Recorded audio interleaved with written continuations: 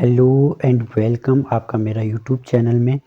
तो दोस्तों, आज एक नई सीरीज मैं आप लोगों के लिए यहाँ पे लेकर आ रखा हूँ, आबकारी सिपाही और परिवहन आरक्षी के लिए। तो इसमें हम उत्तराखंड जीके के जो है टॉप क्वेश्चन को डिस्कस करेंगे। ठीक है, ये आपके ऑब्जेक्टिव टाइप के जो क्वेश्चन होंगे, मल्टीपल चॉइस के क्वेश्चन होंगे। ठीक है, और यूके ट्रिपल एससी के नए पैटर्न के हिसाब से। ठीक है, तो यहाँ पे हम क्या करेंगे, हर एक क्वेश्चन के साथ साथ उसके कॉन्सेप्ट को भी क्लियर करके चलेंगे। ठीक है, तो चलो पहला क्वेश्चन शुरू करते हैं।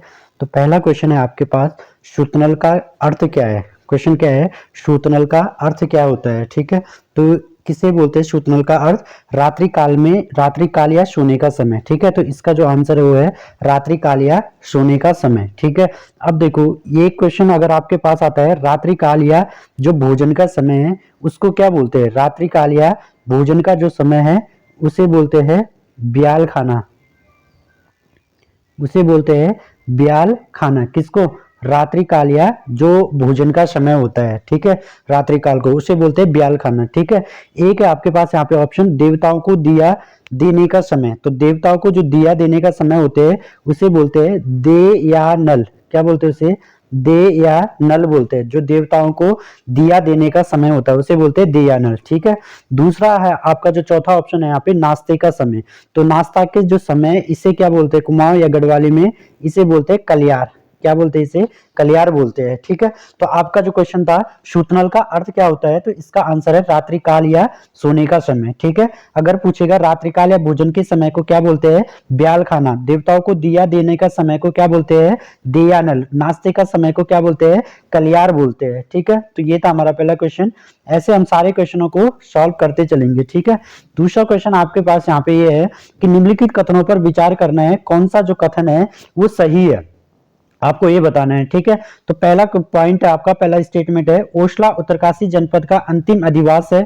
सही है ये। ठीक है, दूसरा है, वासु घाटी और जोदार ग्लेशियर उत्तरकाशी में स्थित है। ये भी सही है। ठीक है, तीसरा है, सुखराम ग्लेशियर बागेश्वर जनपद में है। ठीक है, सुखराम ग्लेशियर का है बागेश्वर जनपद में, ये भी सही है। चौथा है, माघ मेले का आयोजन कहाँ होता है, उत्तरकाशी में होता है। ठीक है, तो माघ मेला आपने देखा होगा, इसका आयोजन अभी हाल ही में कहाँ पे हो रहा है, उत्तरकाशी में। तो चारों स्टेटमेंट क्या है, सही है। तो इसका मतलब इसका आंसर क्या होगा, सी होगा। ठीक है, थोड़ा मैं आपको यहाँ पे बता देता हूँ, बागेश्वर जनपद के जो और ग्लेशियर हमारे, सुखराम ग्लेशियर जो है ये बागेश्वर जनपद में, इसके अलावा बागेश्वर जनपद में हमारा एक ग्लेशियर है, सुंदर ढूंगी ग्लेशियर। ठीक है, सुंदर ढूंगी ग्लेशियर। ठीक है, एक ग्लेशियर है हमारे यहाँ पे कफनी ग्लेशियर, कफनी ग्लेशियर, और एक ग्लेशियर है हमारे यहाँ पे मैकतोली ग्लेशियर, मैकतोली ग्लेशियर। ठीक है, और एक यहाँ पे जो ग्लेशियर है पिंडारी ग्लेशियर। तो ये जो पिंडारी ग्लेशियर है ना, ये बागेश्वर और चमोली के बीच में स्थित है ये। ठीक है, बागेश्वर चमोली की सीमा पे स्थित है, और ये जो पिंडारी ग्लेशियर है राज्य का दूसरा सबसे बड़ा ग्लेशियर है। ठीक है, तो बागेश्वर में हमारे कौन कौन से ग्लेशियर हो गए, सुखराम ग्लेशियर, सुंदर Dhungi glacier, company glacier, मैकतोली glacier और पिंडारी ग्लेशियर। ठीक, ऐसे यहाँ पे देखना, उत्तरकाशी, उत्तरकाशी में जो है माघ मेले का आयोजन किया जाता है। इसके अलावा जो है उत्तरकाशी में और कौन कौन से मेले का आयोजन होता है, एक है आपका सेलकू उत्सव। ठीक है, सेलकू उत्सव का आयोजन कहाँ होता है, उत्तरकाशी में होता है। ठीक है, वारुणी उत्सव, इसका आयोजन भी कहाँ होता है, उत्तरकाशी में होता है, वारुणी उत्सव। ठीक है, एक है आपका देवलांग उत्सव, देवलांग उत्सव। तो देवलांग उत्सव का आयोजन भी कहाँ होता है, उत्तरकाशी में होता है। तो इस ये जो देवलांग उत्सव है ये दीपावली के एक माह बाद मंगसीर में बनाया जाता है। ठीक है, बगवाल के रूप में इसे बनाते हैं, किसको, देवलांग उत्सव को, उत्तरकाशी में। ठीक, इस इसके अलावा मैं यहाँ पे आपको बताऊं, कंडक मेला। ठीक है, कंडक मेला कहाँ लगता है आपका, उत्तरकाशी में।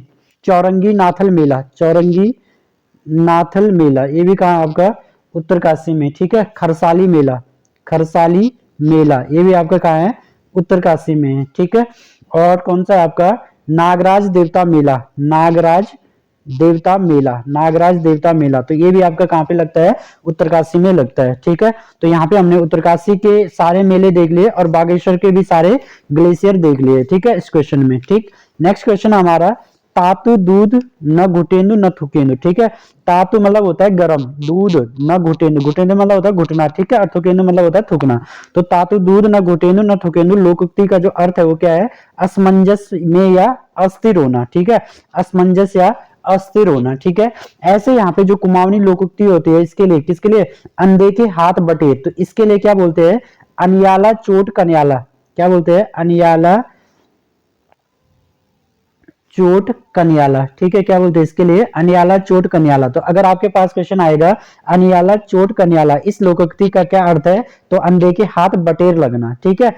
या आपके पास जैसे यहाँ पे आ गया जैसा का तैसा, तो इसके लिए क्या क्या क्या है कुमाऊनी लोकोक्ति, लेट राकस, लेट राकस ही लेट राकस, ठीक है, लेट राकस ही लेट राकस, किसके लिए, जैसा का तैसा के लिए, ठीक है। असंभववाद के लिए क्या आता है, इसके लिए आता है सासुक हातक गुलमुल गास, सासुक हातक गुलमुल गास, ठीक है। तो ये आता है इसमें, ठीक। नेक्स्ट क्वेश्चन है हमारे पास, निम्नलिखित कथनों पर विचार कीजिए, कौन सा जो कथन है सही नहीं है, सही कौन सा नहीं है, यहाँ पे हमने ये देखना है, ठीक है। तो पहला यहाँ पे आपके पास है कि 24 फरवरी 1960 तक जो कुमाऊं में अल्मोड़ा नैनीताल दो ही जनपद से, सही है, क्योंकि इससे पहले दो ही जनपद का गठन हुआ था, अल्मोड़ा नैनीताल का 1891 में, ठीक है। तो 1960 तक जो है कुमाऊं में दो ही जनपद थे, स्टेटमेंट सही है, ठीक है। दूसरा है 1968 में 8 जनपदों की प्रशासनिक व्यवस्था हेतु उत्तर प्रदेश शासन में पर्वतीय विकास विभाग का गठन किया गया। तो आपके पास डायरेक्ट क्वेश्चन भी आ सकता है कि पर्वतीय विकास विभाग का गठन कब किया गया, 1968 में, ठीक है, ये स्टेटमेंट भी सही है। तीसरा जो स्टेटमेंट है आपका, उसमें लिख रखा है कि 1995 में नैनीताल जनपद की काशीपुर तहसील को उधम सिंह नगर के नए जनपद के रूप में उच्चीकृत किया गया। तो ये स्टेटमेंट में हमारा क्या है, सही है, ठीक है। नैनीताल जनपद की काशीपुर तहसील को किसमें, उधम सिंह नगर के नाम से नए जनपद में उच्चीकृत कर दिया गया था 1995 में, ये भी सही है, ठीक है। तीसरा है यहाँ पे 1972 ईस्वी में अल्मोड़ा जनपद की चंपावत तहसील को अल्मोड़ा में मिलाया गया, तो ये वाला गलत है, ठीक है। यहाँ पे क्या हुआ था, 1972 ईस्वी में अल्मोड़ा जनपद की चंपावत जो तहसील है उसे पिथौरागढ़ में मिलाया गया था, ये याद रखना, कहाँ पे मिलाया गया, इसे पिथौरागढ़ में, ठीक। चलो अब आ जाओ नेक्स्ट क्वेश्चन पे। नेक्स्ट क्वेश्चन यहाँ पे आपके पास है, निम्नलिखित कथनों पर विचार करना है, कौन सा जो कथन है सही है। तो पहला क्वेश्चन है, वन रिपोर्ट के अनुसार सर्वाधिक जो वन क्षेत्रफल वाले जनपद है, पौड़ी गढ़वाल है, नैनीताल है, उत्तरकाशी है, चमोली है, क्षेत्रफल के अनुसार, तो ये क्या है, सही है, ठीक है। दूसरा है आपके पास सर्वाधिक वन प्रतिशत वाले जनपद कौन से हैं, नैनीताल, चंपावत, पौड़ी और रुद्रप्रयाग, तो ये भी आपका क्या है, सही है। तीसरा आपके पास 2021 की रिपोर्ट के अनुसार सर्वाधिक वन क्षेत्र में वृद्धि हुई है, मतलब पिछले वन रिपोर्ट की तुलना में जो अभी सर्वाधिक वृद्धि हुई है वो कहां पे हुई है, नैनीताल, देहरादून, पौड़ी और पिथौरागढ़, ये स्टेटमेंट भी हमारे क्या है, सही है, ठीक है। न्यूनतम वन क्षेत्रफल वाले जनपद, मतलब क्षेत्रफल की दृष्टि से जो है न्यूनतम वन कहां पे है, उधम सिंह नगर, हरिद्वार, रुद्रप्रयाग और चंपावत, तो ये वाला स्टेटमेंट भी हमारे क्या है, सही है। तो सारे कथन यहाँ पे क्या है, सही है, 1 2 3 4, ठीक। तो ये तो आपके यहाँ से ऐसे क्वेश्चन थे।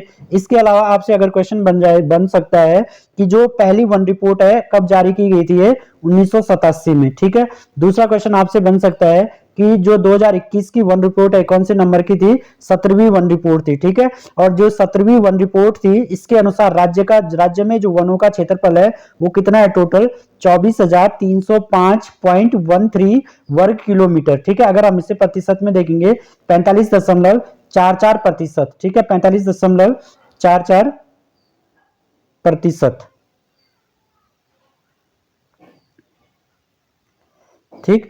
इसके अलावा आपसे और क्वेश्चन पूछ सकता है, न्यूनतम 1% वाले जिले कौन से है, तो न्यूनतम 1% में है उधम सिंह नगर है आपका, हरिद्वार है, टिहरी है और चंपावत है, ठीक है। इसके अलावा आपसे वो पूछ सकता है, राज्य में जो अति सघन वन है कितने प्रतिशत क्षेत्र पे है, 9.45, कितने पे है, 9.45 पे, ठीक है। मध्यम सघन वन कितने पे है, 23.87% पे है, ठीक है। खुले वन कितने पे है, 12.12% क्षेत्र पे है, ठीक है। तो ये वन रिपोर्ट से रिलेटेड क्वेश्चन है, इनको भी ध्यान रखना, ठीक है। नेक्स्ट क्वेश्चन है यहाँ पे, निम्नलिखित कथनों पर विचार करना है, कौन सा सही नहीं है। पहला पॉइंट आपके पास ये कुमार नहीं है, कुमाऊं संघ है, ठीक है।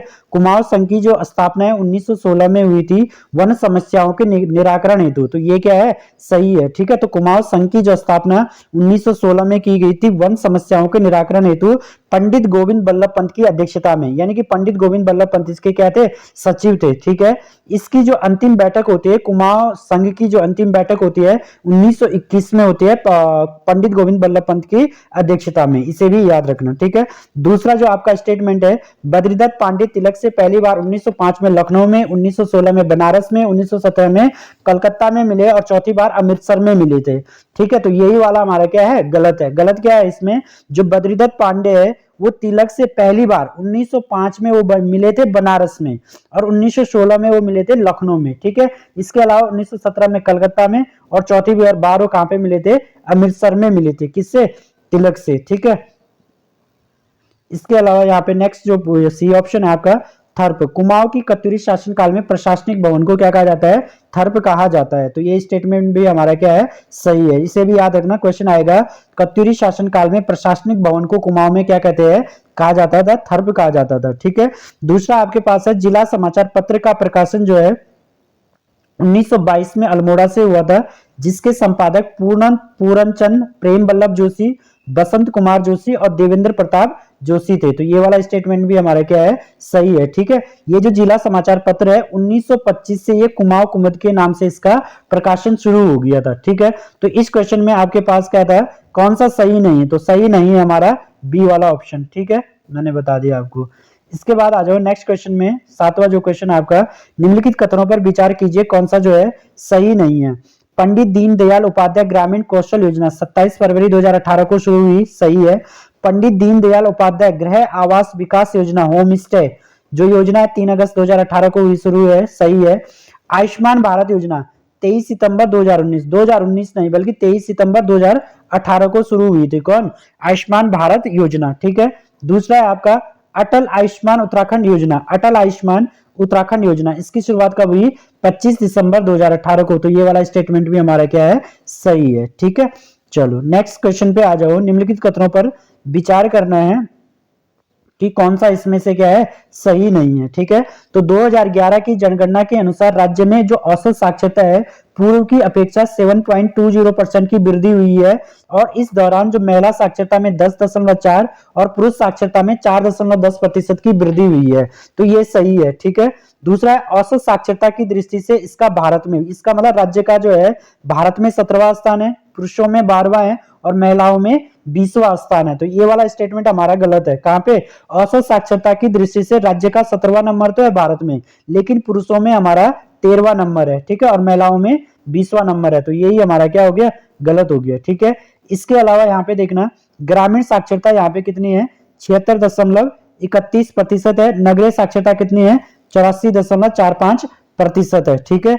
राज्य की जो औसत साक्षरता है, टोटल जो साक्षरता है राज्य में 78.82% है, जिसमें पुरुष साक्षरता 87.40 और महिला साक्षरता कितनी है, 70% है, ठीक है। इसके अलावा मैं आपको यहाँ पे बता देता हूँ, साक्षरता की दृष्टि से आपके पास और क्वेश्चन क्या आ सकते हैं, कॉन्सेप्ट क्लियर कर देते हैं सारे, ठीक है। सबसे पहले अगर आपके पास क्वेश्चन आएगा, राज्य की औसत साक्षरता में सर्वाधिक वृद्धि किस दशक में हुई, क्वेश्चन क्या आएगा, राज्य की औसत साक्षरता में सर्वाधिक वृद्धि किस दशक में हुई, तो आपका आंसर होगा 1961 से 71 के दौरान में, ठीक है।